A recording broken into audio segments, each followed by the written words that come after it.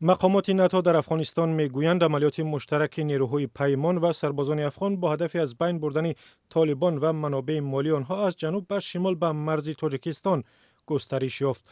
عین زمان به گفته فرماندهان نیروهای هوایی ناتو، عملیات مشترک با نیروهای افغان برای از بین بردن سرچشمه‌های مالی طالبان ادامه دارد. ژنرال جیمز هکر، فرمانده نیروهای هوایی ناتو، در افغانستان روز پنجشنبه در یک صحبت ویدیویی از واشنگتن و خبرنگاران در کابل گفت در عملیات‌های اخیر با محو کارخانه‌های تولید هروئین طالبان با آنها 30 میلیون دلار ضرر رسانیدند. جیمز هکر افزود در این عملیات نیروهای مخصوص افغان، سربازان ارتش و نیروهای هوایی افغانستان هم شرکت می‌کنند. به قول ژنرال آمریکایی، از آغاز عملیات‌ها که در جنوب در ولایت هلمند شروع شد تا کنون به گروه طالبان و گروه‌های مافیایی و قاچاقبر 200 میلیون دلار خسارات وارد کردند. او میگوید 80 تا 85% هروئین جهان در افغانستان تولید می شود. طالبان یک گروه جنایی است که از حساب مواد مخدر فایده به دست می آورد. از ماه نوامبر سال 2017 واحد 25 نیروهای افغانستان، نیروهای مخصوص و نیروهای هوایی افغانستان در همکاری نزدیک با نیروهای آمریکا طالبان را از 30 میلیون دلار درآمد مستقیم محروم کردند. همچنین از 160 میلیون دلار دیگر محروم شدند که به واسطه سازمان‌های قاچاقبر به دست می آوردند. عملیات نه تنها در هلمند بلکه در سراسر افغانستان ادامه می یابد. پایان اقتباس. عملیات مشترک نیروهای افغان و خارجی با هدف از بین بردن کارخانه‌های تولید مواد مخدر و محو منابع مالی طالبان از ماه نوامبر شروع شد و فقط در ولایت هلمند، یکی از تکیه‌گاه‌های اصلی گروه، ادامه داشت که این ولایت کشتزارهای عظیم کوکنار هم دارد.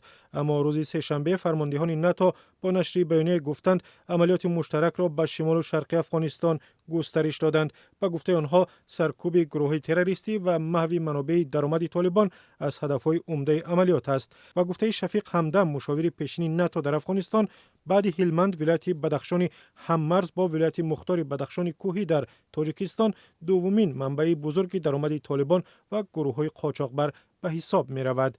شفیق همدم بر رادیو آزادی گفت طالبان و گروه‌های قاچاقبر قسمی بزرگ درآمد مالیشان را از استخراج معدن و سنگ‌های گرانبها و هم فروش مواد مخدر به دست می‌آورند.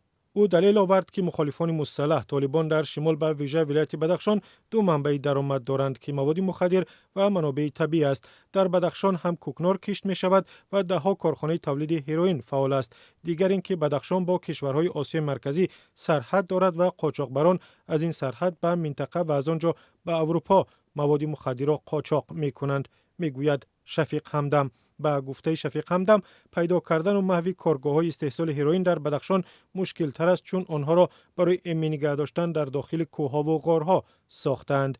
مقامات بلندپایه تاجیکستان و به خصوص رئیس جمهور امامعلی رحمان بارها گفتند که فروش هروئین، تریاک، افیون یکی از سرچشمه‌های اصلی درآمد گروه‌های تروریستی و طالبان در افغانستان است. آنها از جامعه بین الملل و نیروهای ناتو در افغانستان خواستند که تلاش‌ها را برای محو کارخانه‌های تولید هروئین و کشتزارهای کوکنار بیشتر کنند. دفعه اخیر این نگرانی را سیراج‌الدین اسلف، وزیر امور خارجه تاجیکستان، در شهر نیویورک تکرار کرد. او در مباحثه درباره برقرار کردن همکاری‌ها بین آسیای مرکزی و افغانستان در روز 19 ینور گفت فعال شدن گروه‌های افراطی به مثل داعش، طالبان، حرکت اسلامی ازبکستان، انصارالله در ناحیه‌های شمالی افغانستان و افزایش قاچاق مواد مخدر مایه نگرانی عمیق ما است. وزیر در نشست خواست تلاش‌ها برای مقابله با قاچاق مواد مخدر که تاجیکستان در جبهه اول مبارزه با آن قرار دارد بیشتر کرده شود.